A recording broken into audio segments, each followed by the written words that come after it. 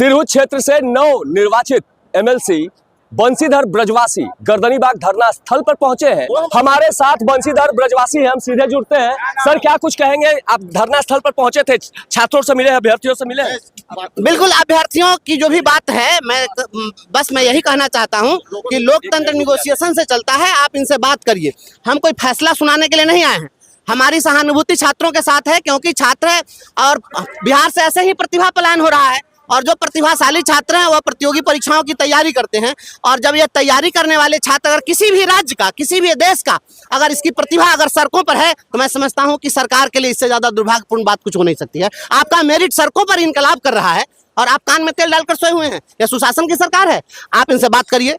BPSC को तुरंत बात करनी चाहिए और माननीय मुख्यमंत्री जी से मैं मांग करता हूं, बहुत गलत छवि जा रही है बिहार की पूरे देश के अंदर। बार बार आपके यहाँ बीपीएससी कौन सा आपने आयोग बनाया है कि बार बार जो भी परीक्षा हो रही है उसका क्वेश्चन आउट हो जा रहा है या पेपर लीक हो जा रहा है? ये बीपीएससी का नाम बदल के बिहार पेपर लीक कमीशन कर दीजिए। बिहार लगातार आज 10 दिन हो गए हैं धरने पर बैठे हैं अभ्यर्थी। कई ऐसे अभ्यर्थी हैं जो अनिश्चितकालीन भूख हड़ताल पे भी है, उनकी तबीयत भी बिगड़ी है और उनका आरोप है कि सरकार पक्ष से या फिर आयोग से कोई लोग उनसे मिलने नहीं आए। हालांकि विपक्ष की बात की जाए तो तेजस्वी यादव पहुंचे थे, प्रशांत किशोर पहुंचे थे, पप्पू यादव पहुंचे और आज आप भी पहुंचे। देखिए, हम तो हमेशा जितनी भी लड़ाई होती रहती है, मैं संघर्ष की उपज हूँ, तो संघर्ष करने वाले हर व्यक्ति के साथ में खड़ा हूँ। कोई भी रोटी के सवाल पर, कोई अपने अस्तित्व के सवाल पर लड़ता है, मैं उसके साथ रहता हूँ। तो जो भी लोग आ रहे हैं, आना चाहिए, सभी लोगों को समर्थन करना चाहिए। छात्रों की बात है, छात्र इस देश के भविष्य हैं और इन छात्रों के साथ अगर कोई अनदेखी हो रही है, इनकी बात नहीं सुनी जा रही है, तो इसका भरपूर मैं समर्थन करता हूँ। और लोकतंत्र है, इस बात को हमेशा याद रखिए। हुकूमतें इसी के लिए आती हैं कि इन्हें जाना है। किसी की हुकूमत अस्थायी नहीं रहती है, इसलिए कोई मुगालते में नहीं रहे कि हमारी हुकूमत है तो हम डंडे के बल पर और लाठी के बल पर आवाज दबा देंगे। आप छात्रों को इस तरीके से लाठी डंडे की आपने बात की, अभ्यर्थी री एग्जाम की मांग कर रहे हैं और लगातार पुलिस प्रशासन उन पर लाठियां बरसा रहे हैं। बिल्कुल, मेरा कहना है आप लाठी से, अच्छा लाठी से बात करिएगा, ये लाठी से, आप लाठी से लोकतंत्र चलाइएगा। और समाजवाद शब्द आपने लाया था, गोरख पांडे जी ने 1976 में रचना किया था इसी समाजवाद पर, यही व्यवस्था की कल्पना करके।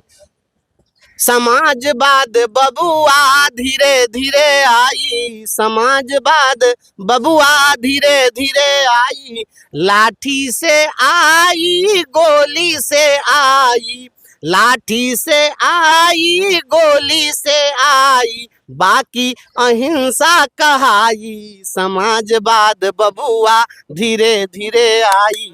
आप लाठी और गोली से समाजवाद लाइएगा। और ये समाजवादी आंदोलन के उपज के लोग जो हैं सत्ता के शीर्ष पर बैठे हुए हैं, तो आज आप भूल गए, आप वह दर्द भूल गए। आयोग तो कह रहा है कि ये सब जो यहाँ धरना पर बैठे हैं छात्र, ये नॉन सीरियस है। आयोग क्या कह रहा है वहीं से बैठ के दूरबीन लगा के देख रहे हैं आयोग के सभी लोग। आयोग वाले का तो दूरबीन इतना टाइट है कि यूपी से ट्रेन आती रहती है, उनको पता चल जाता है 3 घंटे विलंब से ट्रेन आएगी तो परीक्षा का टाइम बढ़ा देते हैं, 3 घंटे के बाद परीक्षा लेंगे। ये बीपीएससी की कलाकारी सुनिए, बीपीएससी की जो कलाकारी है वो कलाकारी को सभी लोग पहचानते हैं और जानते हैं। और क्या हो रहा है नहीं पता है। अगर मान लीजिए कि कोई कुछ बात कह रहा है, आप उसकी बात नहीं सुन रहे हैं, आप सक्षम है तो उसकी बात को दबा दीजिएगा, इसका मतलब जो है सच जो है झूठ नहीं हो जाएगा। छात्रों की दशा अब दुर्दशा में बदल रही है। मुख्यमंत्री नीतीश कुमार से क्या गुहार लगाएंगे? माननीय मुख्यमंत्री जी से मैं मांग करता हूँ कि आप भी जो है जेपी आंदोलन की उपज हैं, तो आपको छात्रों की अनदेखी नहीं करनी चाहिए। और छात्र नौजवान अगर सड़क पर है तो यह किसी भी हुकूमत के लिए, किसी भी देश के लिए शर्मनाक है। आपके देश का, आपके राज्य का भविष्य, आपके राज्य की प्रतिभा आज सड़कों पर इनकलाब और जिंदाबाद का नारा लगाने के लिए मजबूर है, तो मैं समझता हूं ये सुशासन की सरकार नहीं हो सकती है। आप राजतंत्र चलाना चाहते हैं, राजतंत्र नहीं चलेगा, यह लोकतंत्र है और किसी को मुगालते में नहीं रहना चाहिए। सत्ता आती है जाती है, छात्रों से बात करिए। ये गरीबों के बच्चे हैं। ये देखिए, ऐसा है किसी विधायक का बेटा, किसी मंत्री का बेटा, किसी सांसद का बेटा, किसी चीफ मिनिस्टर का बेटा यहाँ धरना पर नहीं मिलेगा। जितना मिलेगा वो गरीब का बच्चा मिलेगा, सामान्य परिवार का, मध्यम वर्गीय परिवार का बच्चा होगा, क्योंकि उसके पास अपने इस मेरिट के सिवा कुछ है नहीं। तो अपने मेरिट को सिद्ध करना चाहता है, अपने प्रतिभा के बल पर वो अपने सपनों को पूरा करना चाहता है, तो आप उसके सपनों को क्यों बेचना चाहते हैं? आप सोचिए, जो बहाली हुई इसके पहले, उस बहाली में अन्य राज्य के लोगों की बहाली हो गई। यही बीपीएससी है। मैं बहुत बेबाकी से इस बात को कह सकता हूं कि बीपीएससी ने शिक्षकों की भर्ती की और उस समय में कहा गया कि जो विरोध करेगा उस पर एफआईआर करेंगे। उस समय भी एफआईआर हुआ। उस समय में कहा कि अगर कोई भी अगर बीपीएससी के किसी निर्णय का विरोध करेगा हम उस पर कार्रवाई करेंगे। एफआईआर किया गया, परीक्षा से वंचित करने की कार्रवाई की गई। और अब जो चयनित शिक्षक हैं, जब उनका जब वेरिफिकेशन हो रहा है तो हर जिले में सैकड़ों की संख्या में अयोग्य लोगों का चयन हुआ है, यह सिद्ध हो रहा है ना।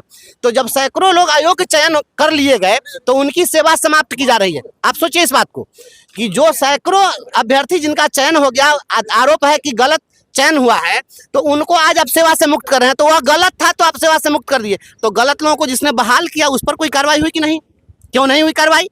गलत जो बहाल हो गया, गलत तो गलत था ही, लेकिन गलत को बहाल करने वाले जो लोग थे सबसे पहले तो वो गलत है। तो एक तरफ का अगर दीपक बुझ रहा है तो दूसरी तरफ का सूरज भी डूब जाना चाहिए था। बीपीएससी के तमाम अधिकारियों को भी बर्खास्त करके उन लोगों पर एफआईआर करके जेल भेजना चाहिए था। तो जाहिर सी बात है कि तिरहुत स्नातक विधानसभा के नवनिर्वाचित एमएलसी ने साफ तौर से बीपीएससी के अध्यक्ष की बर्खास्तगी की मांग की और साफ तौर से पटना के गर्दनीबाग धरना स्थल पहुंचे तिरहुत के नवनिर्वाचित एमएलसी ने साफ कहा है कि मुख्यमंत्री नीतीश कुमार को अब छात्रों के मांगों पर संज्ञान लेना चाहिए। नीरज त्रिपाठी, न्यूज़ 24, पटना।